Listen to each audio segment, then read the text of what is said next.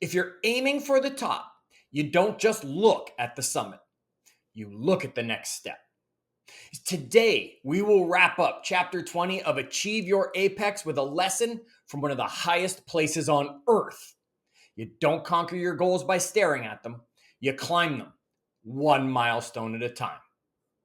My name is Chad Hyams, author of the best-selling book Achieve Your Apex and the host of the Achieve Your Apex podcast. It has been my joy to take you through the book going deeper. Now, just because we're coming to chapter 20's conclusion doesn't mean the podcast is done. No, we're going to keep going because I have other books that we're going to discuss and other lessons to continue to share with you week in and week out. So I hope that after today's episode, you'll continue this journey and achieving your apex with me. Now, let's get back to this week's message. When people dream of conquering Mount Everest, the image they see is the peak at the summit. They see the prayer flags. They see the panoramic view. They see that triumphant photo that screams, "I made it." What they don't picture are the 2 weeks of slow, exhausting travel just to get to base camp. Not the summit, just to get to the starting point. Okay, they don't even think about the lung-searing acclimatization hikes, the ice falls, or nights in a tent where oxygen levels drop and risk levels rise. They don't think about the deaths. They don't think about the setbacks. They don't think about the storms. Yet no one reaches the summit without going through each of those steps. No one wakes up one day in the death zone, it's a horrible name, and decides to sprint to the top of the mountain. That's not how Everest works. And that's not how life works either. And that is the metaphor you need to remember to bring into everyday goal setting. So let's walk through the Everest model, okay?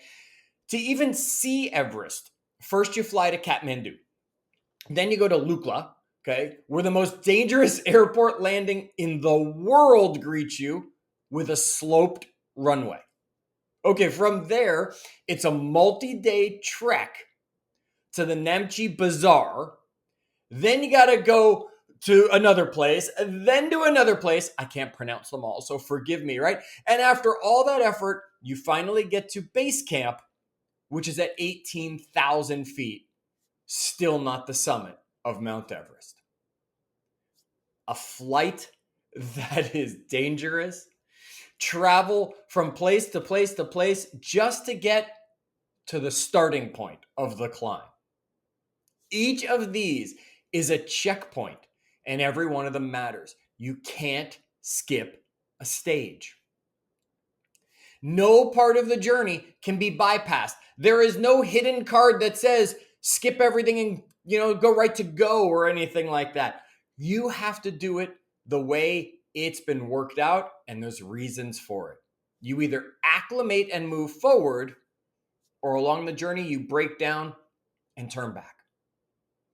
That's the takeaway for those not climbing, right? If we're not really climbing, what's the takeaway for us? Define your apex. What's that summit?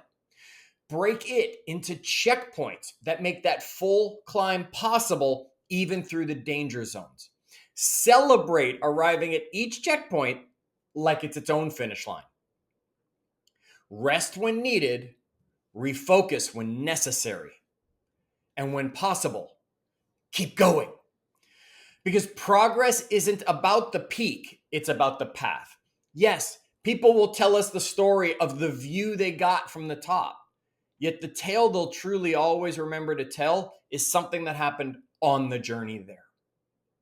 According to a 2023 study published in the Harvard Business Review, individuals who break large goals, like climbing Everest, or whatever your goal is, into clear, sequential sub-goals, increase their success rate up to 40%, compared to those who have vague intention and just rely on general motivation to get to the top. Why is this? Because clarity fuels commitment. Sub-goals create those measurable momentum moments, And the human brain responds to visual progress with dopamine.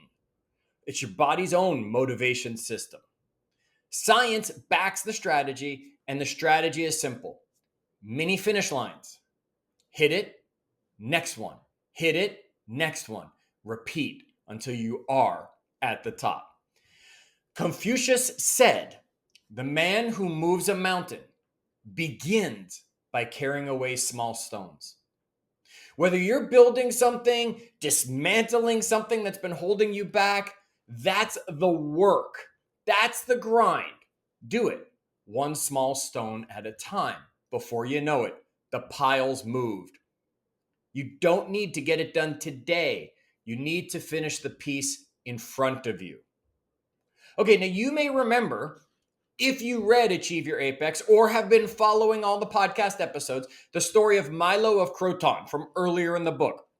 He was the one who walked into the Olympic Stadium with a full-grown ox on his shoulders. Right? He didn't just one day pick up a full-grown ox. He lifted a calf, and he lifted it the next day, and the next day, and the next day. And as that calf got bigger and bigger, so did he, because he just kept lifting the additional weight of the calf until to him it wasn't an issue to pick it up. It's called progressive overload, and it's progressive achievement.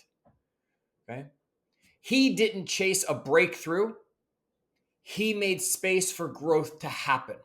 That's what we do when we measure progress one step at a time.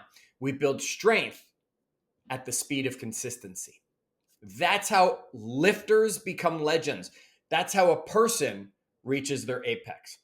So here, pull out a pen, a napkin, write it on the palm of your hand if that's what you have to do. Write a major goal you're chasing. Now break it down into 3 to 5 milestones. What do you have to do just before you get there? What do you have to do just before you get there? Sometimes it's easier to work backwards like that. Okay, then put a timeline or a date on each one, because to make it a goal, it has to have a date. Then make a promise to yourself that you won't look at the top of the list anymore. You'll focus on the next one in front of you. Give it everything you have. Don't worry about the next one until you've achieved this one. You're not hiding from the dream. You're structuring the path to get to it. You're giving yourself a map instead of wandering with hope. Reaching our apex does not happen through a leap. None of us can leap that high. It's thousands of steps, hundreds of days, dozens of finish lines, and each one prepares you for what's coming next. So whatever your Everest is, whether it's personal, physical, professional, in the relational world, climb it like the people who actually climb Mount Everest. One checkpoint at a time, one flag at a time, one breath at a time. And you don't just conquer it up here. You conquer it with your feet by taking action. Until our next episode, keep climbing.